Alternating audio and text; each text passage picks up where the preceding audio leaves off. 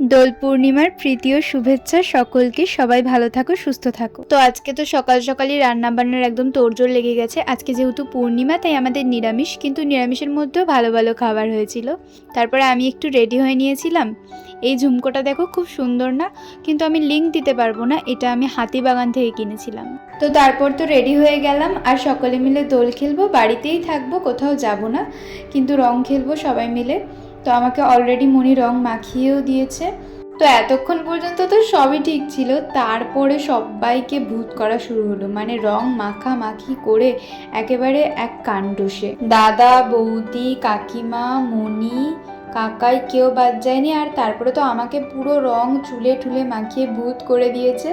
তারপর আবার মাকে ভূত করারও প্রস্তুতি চলছে, আমিও একটু ভূত করার প্রস্তুতি নিচ্ছি আর কি। তো কেমন ছিলাম আর কেমন হয়ে গেছি, তারপরে আর কি স্নান টান করে লাঞ্চ করে নিলাম। তো চলো, টাটা।